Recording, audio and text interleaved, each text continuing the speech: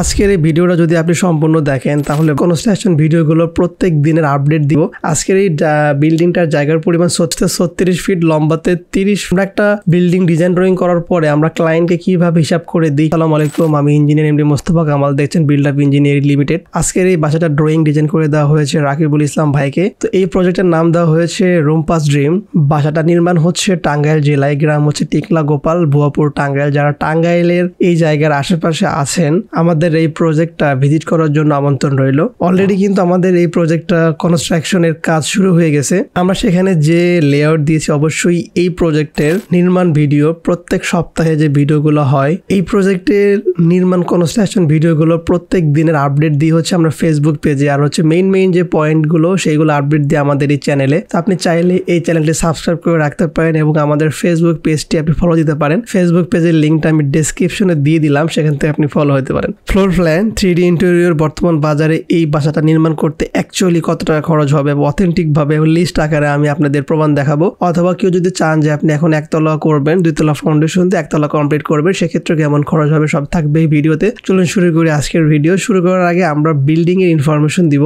আজকের এই বিল্ডিংটার জায়গার পরিমাণ 36 ফিট বা 31 ফিট, যা 1116 স্কোয়ার ফিট হয়। 2.5% হয়, 1.5 কাটা হয়। তো আমাদের এই ডিজাইনটা গ্রাউন্ড ফ্লোরে রয়েছে car parking, drawing, dining, bedroom একটা রয়েছে, কিচেন রয়েছে একটা, কমন বাথরুম রয়েছে একটা। আর ফার্স্ট ফ্লোরে উপরতলায় যে আছে বেডরুম 3টা, অ্যাটাচ বাথরুম একটা, কমন বাথরুম একটা, বেলকনি ফ্রন্টে, বামে, ব্যাক সাইডে সব মিলে 3টা লিভিং রুম রয়েছে। আর রুফ ফ্লোরে তো আমরা কিভাবে রেডি করেছি আপনারা দেখছেন অলরেডি। তো আপনি চাইলে কিন্তু এই জায়গাতে এই ডিজাইনে আপনি 5টা বেডরুম করতে পারেন। যদি আপনার চাহিদা থাকে 5টা বেডরুম করার জন্য, তাহলে কিন্তু অবশ্যই সম্ভব। তবে আপনি সম্পূর্ণ ডিজাইন দেখুন, সম্পূর্ণ ভিডিও দেখুন, তাহলে হয়তো আপনি অনেক কিছু শিখতে পারবেন, জানতে পারবেন। চলুন শুরু করি আজকের ভিডিও। Welcome back. আমরা কিন্তু প্ল্যানে সবই দেখিয়ে দিব, তারপরও একটু আমরা 3D নিয়ে একটু আপনাকে বোঝাই দিচ্ছি। এটা হচ্ছে ফ্রন্ট এবং back side, front side, right, left, যদিও অলরেডি আপনারা দেখে ফেলছেন। তো আমি একটু গ্রাউন্ড ফ্লোর নিয়ে প্রথমে কথা বলি। দেখেন এখানে আমাদের বামে হচ্ছে কি ঢোকার পরে কার পার্কিং। তারপরে যখন আমরা এই মেইন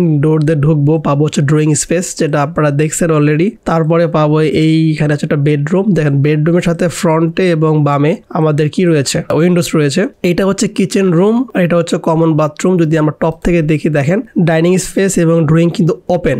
আর যেহেতু ওনার এই দিক দিয়ে একটা ডোর দরকার ছিল, পকেট ডোর দরকার ছিল কিচেন দিয়ে, তো এটা এই জন্য ইউজ করা হয়েছে যে অনেক সময় আমাদের গেস্ট যখন ড্রয়িং এ চলে আসে, তো আমাদের মেয়েরা চাইলে এখান থেকে যেতে পারে না, যার কারণে কিন্তু পকেট ডোররা ইউজ করা হয়েছে। তো এই হচ্ছে আমাদের গ্রাউন্ড ফ্লোরের প্ল্যান। যদি আমরা একটু ফার্স্ট ফ্লোরে যাই, উপরতলাতে যাই, এটা হচ্ছে উপরতলা। দেখেন এই যে উপরতলা, আমরা সিঁড়িতে যখন আসবো এসে কিন্তু পাবো হচ্ছে লিভিং স্পেস। খেয়াল করে দেখেন লিভিং স্পেস, আপনারা একটু ভালো করে খেয়াল করেন। এই যে লিভিং স্পেস, এখানে অনেক বড় একটা লিভিং থাকবে। তারপর আমরা 3টা বেডরুম পাবো। বেডরুম গুলাতে আমাদের অনেক বড় বড় বেডরুম, মাপগুলো আমি বলে দিচ্ছি, বলে দিব, সাথে থাকুন। এবং আমাদের যে বাথরুম গুলো রয়েছে সেগুলো কিন্তু আমাদের দেখেন শাওয়ার ক্লোসেট আর হচ্ছে আমাদের কোমোট এরিয়া কিন্তু আলাদা, ভিন্ন ভিন্ন। প্রত্যেকটা বাথরুমে কিন্তু একই অবস্থা। দেখেন এই যে শাওয়ার ক্লোসেট আলাদা, এখানে গোসলের জায়গা, আর এখানে হচ্ছে আপনার বেসিন এবং কোমোটের জায়গা। তো এইভাবে আমরা সাজিয়েছি। অ্যাকচুয়ালি একটা ডুপ্লেক্স বাসার জন্য আপনি যেভাবে সাজাতে চাইবেন আমরা সেভাবে সাজিয়ে দিব। যদি আপনার বাজেট বেশি থাকে, চাইলে আরো ভালো করে আপনি ইন্টেরিয়র করতে পারেন। যদি একটু বাজেট কম থাকে তাহলে তো বুঝতেছেন। তো এই হচ্ছে আমাদের মূলত ইন্টেরিয়র। তো এখন একটু ফ্লোর প্ল্যান নিয়ে আমরা কথা বলি। সেই শুরুতেই বলছিলাম যে প্রস্থে 36 ফিট, লম্বাতে 30 ফিট 8 ইঞ্চি। আমি এই জন্য 31 বলছি, 31 ফিট বলছি। তো এখানে যখন আমরা প্রথমে ঢুকবো, ঢোকার পর ড্রয়িং পাবো 11 ফিট 4 ইঞ্চি বাই 11 ফিট এখান থেকে কিন্তু। আর ডাইনিং হচ্ছে আমাদের 13 ফিট বাই 15 ফিট 5 ইঞ্চি ক্লিয়ার। তো আমরা বেডরুম 1 থেকে শুরু করি। বেডরুম 1-এ 12 ফিট বাই 14 ফিট। দেখেন কত বড় বেডরুম, এবং 2টা উইন্ডোজ রয়েছে বড় বড় ডানে ফ্রন্টে।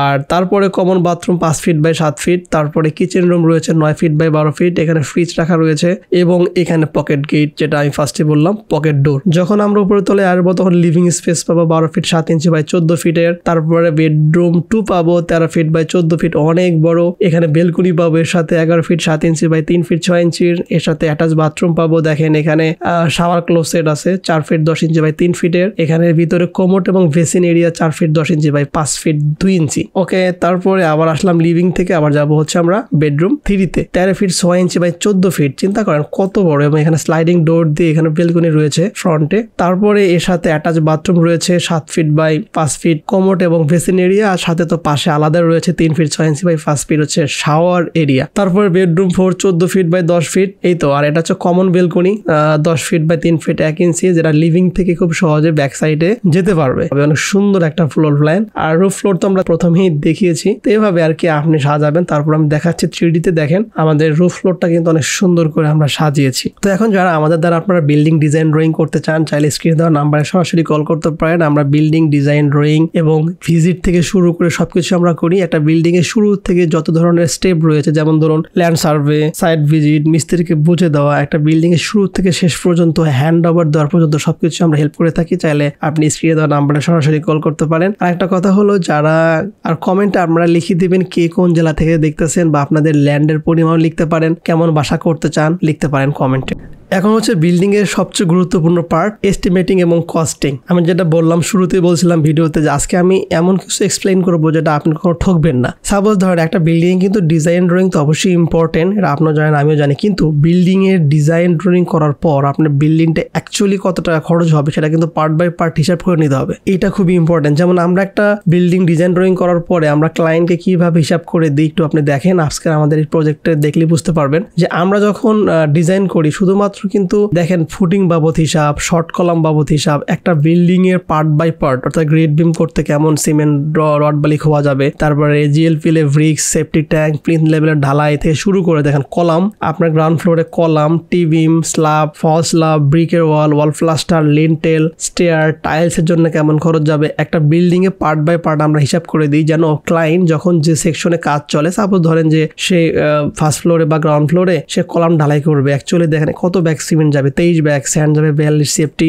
ব্রিক যাবে, মানে একদম পার্ট বাই পার্ট আমরা হিসাব করে দিই। কেন করে দিই? সে যেন বুঝতে পারে যে আমাদের কাজে আসলে আমাদের হিসাবের সাথে তার প্র্যাকটিক্যালি এই খরচটা মিলছে কিনা। আমরা তো এভাবে হিসাবটা তো করে দেই, তারপরে কিন্তু টোটাল হিসাবটা আমরা টেনে দেই যে আপনার বিল্ডিং এ কেমন খরচ যাবে। সাপোজ ধরেন আমাদের এখানে foundation, ground floor, first floor, full building এর জন্য রড যাবে 9133 কেজি, সিমেন্ট যাবে 1239 ব্যাগ, একটু কম লাগবে যদিও, তারপরে স্যান্ড লাগবে 4755, সেফটি তো এইভাবে খোয়া লাগবে 24,000 ইটের খোয়া করতে হবে, এবং নাম্বার ইট লাগবে 30,720টা। তো এইভাবে আমরা এমন ভাবে হিসাব করে দিই, সে যদি শুধুমাত্র ফাউন্ডেশন দিয়ে রাখে সেক্ষেত্রে তার কত টাকা নিয়ে নামতে হবে সেটাও সে বুঝতে পারবে। এবং এটা দেওয়ার পরে যেটা মেইন যেটা আমরা দিই সেটা হচ্ছে কস্টিং করে দিই। দেখেন রাকিবুল ইসলাম ভাইয়ের ফুল বিল্ডিং কস্টিং, ইট, সিমেন্ট, রড বালি এবং সিলেকশন বালি খোয়া। ইট যাবে 30,000, সিমেন্ট যাবে 1200 ব্যাগ, রড যাবে 9,000 কেজি, বালি যাবে প্রায় 3,000, সিলেকশন বালি যাবে 1600, সেফটি খোয়া যাবে প্রায় 24,000 ইটের। এইভাবে